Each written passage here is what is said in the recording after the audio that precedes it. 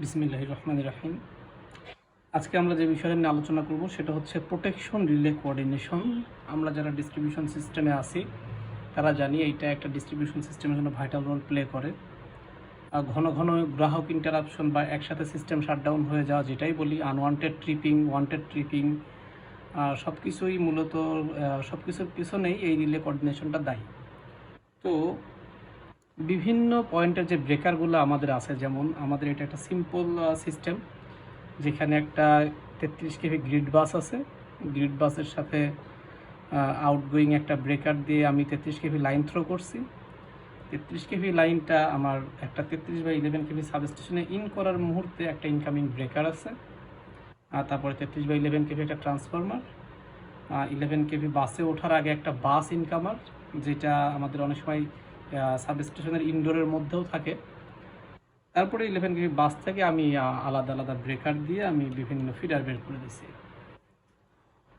তো আমরা দেখব যে আমাদের যদি আজকে এখানে 1 নম্বর ফিডারে একটা single phase to ground fault হয়, সেইটার ম্যাক্সিমাম কারেন্ট কত হইতে পারে এবং সেই কারেন্টটার জন্য আমাদের যে রিলে কোঅর্ডিনেশন, যেটা যে এই পয়েন্টে ফল্ট হলে শুধুমাত্র যাতে এই ব্রেকারটাই ট্রিপ করে এবং অন্যান্য ব্রেকারগুলো যাতে ট্রিপ না করে, সেই কোঅর্ডিনেশনটা কিভাবে করা যায় সেটা আমরা আজকে দেখব। তো বেসিক কিছু কথা বলি। আমাদের এই সাইডটা হচ্ছে 33 কেভি সাইড, ট্রান্সফরমারের এই সাইডটা হচ্ছে 33 কেভি সাইড এবং ট্রান্সফরমারের এই ডাউন সাইডটা এটা হচ্ছে পুরোটা 11 কেভি সাইড। তো আমাদেরকে একটা কথা মাথায় রাখতে হবে যে আমাদের 11 কেভি সাইডের সাপোজ এই ফিডারে যদি একটা single phase to ground fault হয়, সেইটা এই রিলে কিন্তু ওভার কারেন্ট ফল্টও দেখবে, একই সাথে আর্থ ফল্ট হিসেবেও দেখবে। একই সাথে এই যে 11 কেভি বাস ইনকামার, যেটা এখানকার যে ব্রেকার বা রিলে যেটাই বলি, সেই রিলেটাও কিন্তু এই ফল্টকে একইভাবে ওভার কারেন্ট ফেজ ফল্ট এবং ওভার কারেন্ট আর্থ ফল্ট হিসেবেই ডিটেক্ট করবে। মজার ব্যাপার, এইটা আমাদের সাবস্টেশনে 33/11 কেভি যে পাওয়ার ট্রান্সফরমার, সেইটা ডেল্টা ওয়াই হওয়ার কারণে, অর্থাৎ 33 কেভি সাইডটা ডেল্টা এবং 11 কেভি সাইডটা স্টার কানেক্টেড হওয়ার কারণে এই 33 কেভি সাইডের যে ব্রেকারটা আছে, ইনকামার ব্রেকার বা ট্রান্সফরমার ব্রেকার বা গ্রিড ব্রেকার, এই রিলেগুলা শুধুমাত্র এই ফল্টটাকে ওভার কারেন্ট ফল্ট হিসেবেই সেন্স করবে, কারণ 33 কেভি সাইডটা ডেল্টা কানেক্টেড।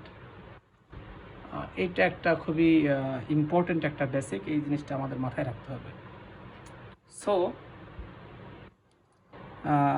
আমরা যখন এই রিলেগুলো কোঅর্ডিনেশন করব, এখানে যে ফল্ট হয়েছে সেই ফল্টের অ্যাম্পিয়ার যেটা ম্যাক্সিমাম উঠতে পারে, এখানে single phase to earth fault হলে ম্যাক্সিমাম যে কারেন্ট, যে ফল্ট কারেন্টটা ফ্লো হইতে পারে, সেই কারেন্টটা কিন্তু এই গ্রিড বাস থেকে, এই B1 ব্রেকার থেকে লাইন হয়ে B2 ব্রেকার হয়ে, এই T1 ট্রান্সফরমারের মধ্য দিয়ে B3 ইনকামার ব্রেকার হয়ে, হ্যাঁ B4 যে ফিডার ব্রেকার দিয়ে তারপরে কিন্তু ফল্ট পয়েন্ট পর্যন্ত কারেন্টটা ফ্লো হবে। এখানে মনে করার কোনো কারণ নাই যে আমি যত দ্রুত এই B4 ব্রেকার বা B3 ব্রেকারকে ট্রিপ করাই দিতে পারবো, হ্যাঁ, এই রিলেগুলো যে কারেন্টটা সেন্স করবে না তা কিন্তু না। অবশ্যই এই রিলেগুলো এই সেম পরিমাণে কারেন্টটা সেন্স করবে। আমাদের যেটা করতে হবে যে এই রিলের সেটিংগুলো এমনভাবে দিতে হবে যাতে যে মুহূর্তে এই ব্রেকারটা এই ফল্টকে আইসোলেট করতেছে, সেই মুহূর্ত পর্যন্ত যেন এই ব্রেকারটা অপারেশন না করে, অর্থাৎ এই ব্রেকারটা যাতে ট্রিপ না করে। এই জিনিসটাকে আমরা বলতেছি রিলে কোঅর্ডিনেশন। তো আজকে আমরা শুধুমাত্র ফেজ ওভার কারেন্ট যে কোঅর্ডিনেশন সেটা শিখব। আর্থ ফল্ট নিয়ে আমাদের অন্য আরেকদিন কথা হবে। তো দেখা যায় সাধারণত নিয়ম হচ্ছে যেটা, যে এই ফল্ট পয়েন্ট পর্যন্ত পার্সেন্টেজ ইম্পিডেন্স এবং পিইউ ক্যালকুলেশন দ্বারা, অর্থাৎ পার ইউনিট ক্যালকুলেশনের মাধ্যমে এই মেন সোর্স থেকে এই fault point up to the fault point পর্যন্ত কি পরিমাণ ফল্ট অ্যাম্পিয়ার হইতে পারে সেটা ক্যালকুলেশন করে নেওয়া, এটা হচ্ছে নিয়ম। যেমন এই ট্রান্সফরমারের পার্সেন্টেজ ইম্পিডেন্স কত, এই লাইনের মেন ইম্পিডেন্স কত, সেইটাকে বেজ, যে আমার যে বেজ পার ইউনিটের যে বেজ, সেই বেজে কনভার্ট করে নিয়ে সেই ইম্পিডেন্সে নিয়ে যে সেই পুরো লাইনটাকে একটা নির্দিষ্ট বেজে কনভার্ট করে তারপরে পিইউ সিস্টেমের মাধ্যমে ক্যালকুলেশন করে আমার এখানে ফল্ট কারেন্ট নির্ণয় করা, এটা হচ্ছে নিয়ম। কিন্তু সচরাচর যেটা দেখা যায় যে আমাদের প্র্যাকটিক্যালি আমরা যখন রিলে সেটিং দিই আসলে এত কিছু ক্যালকুলেশন করা হয় না, এবং দেখা যায় যে পূর্ব অভিজ্ঞতা লব্ধ আমরা কিছু সেটিং দিয়ে থাকি বিভিন্ন ব্রেকারের রিলেতে, যার ফলে দেখা যায় যে সব সাবস্টেশনের আচরণ এবং ফল্ট অ্যাম্পিয়ার একই ধরনের না হওয়ার কারণে এই রিলে কোঅর্ডিনেশনটা হয় না।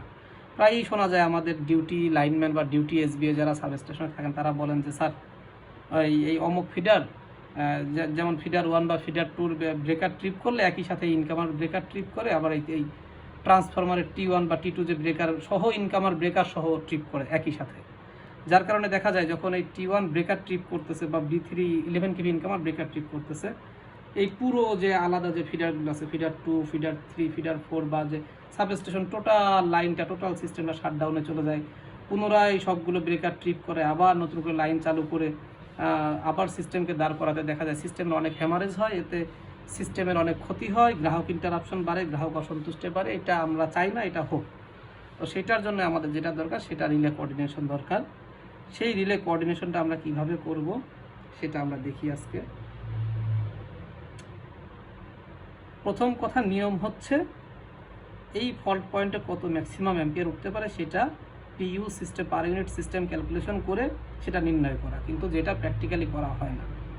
প্র্যাকটিক্যালি আমরা যেটা দেখব সেটা হচ্ছে এই প্রথমে আমরা এই ব্রেকারের রিলেতে চলে যাব। রিলেতে চলে যেয়ে দেখব যে বিগত যে ফল্টগুলো হয়েছে সেই ফল্টের রেকর্ডগুলো আমরা নেব। ফল্টের রেকর্ডগুলো নিয়ে আমরা দেখব যে এখানে ফল্ট অ্যাম্পিয়ার ম্যাক্সিমাম কত উঠতেছে। তো আমরা দেখছি যে বিভিন্ন সাবস্টেশন অ্যানালাইসিস বা বিভিন্ন সময় প্রোটেকশনের কাজ করতে যাই, দেখছি যে সাধারণত 11 কেভি ফিডারে 4000 অ্যাম্পিয়ার, 4000, 5000, 6000 এর বেশি হয় না। সাধারণত 3-4000 অ্যাম্পিয়ারের মধ্যে সীমাবদ্ধ থাকে।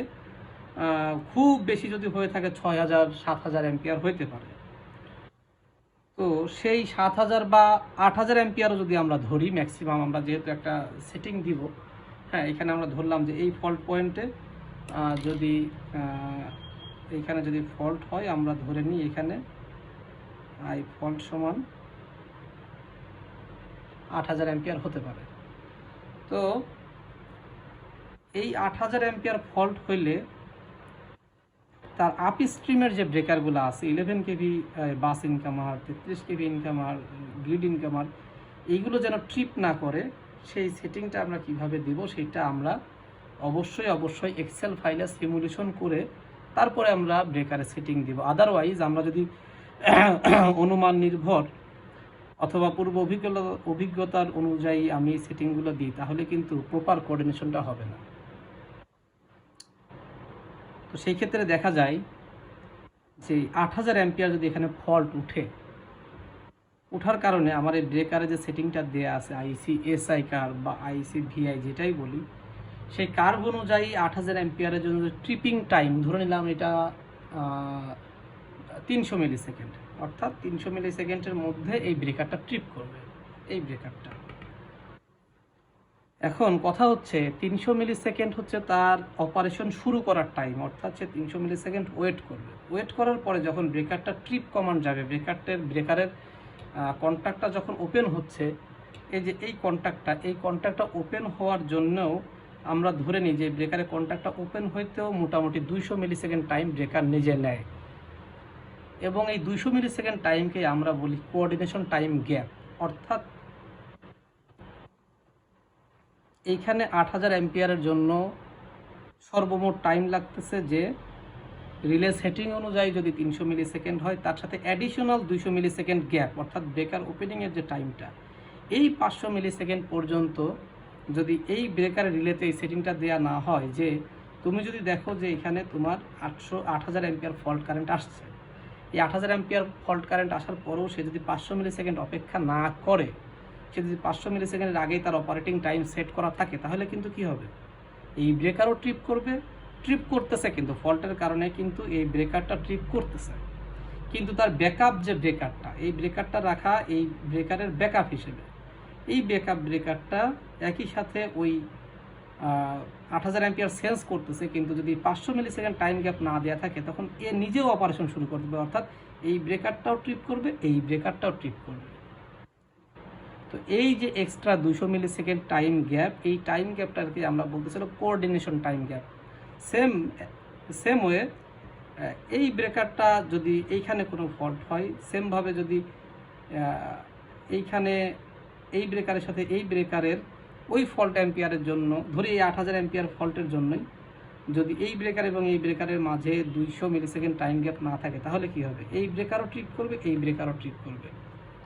তো এই যে 200 মিলি সেকেন্ড টাইম গ্যাপ নির্ধারণ করা প্রত্যেকটা ব্রেকার থেকে ব্রেকারের মাঝে, অর্থাৎ অপারেশন টাইমের বাইরেও প্রত্যেকটা ব্রেকারের অপারেশন, এই ব্রেকার থেকে এই ব্রেকারের অপারেশন টাইমের মাঝে 200 মিলি সেকেন্ড টাইম গ্যাপ থাকবে।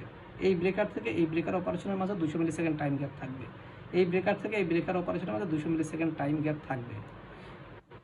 কখন ব্রেকারগুলো অপারেশন করবে? অর্থাৎ সর্বোচ্চ যে ফল্ট অ্যাম্পিয়ার হইতে পারে এইখানে অথবা এইখানে, যার যার প্রোটেকশন জোন অনুযায়ী, যার যার প্রোটেকশন জোনের মধ্যে সর্বোচ্চ যে ফল্ট অ্যাম্পিয়ার উঠতে পারে, সেই ফল্ট অ্যাম্পিয়ারে তার পিছনের আপস্ট্রিমের যে ব্যাকআপ ব্রেকার, সেই ব্যাকআপ ব্রেকারটার অপারেশন টাইমের মাঝে যেন 200 মিলি সেকেন্ড টাইম গ্যাপ থাকে। এই ব্যাপারটাই হচ্ছে আমাদের রিলে কোঅর্ডিনেশন। এই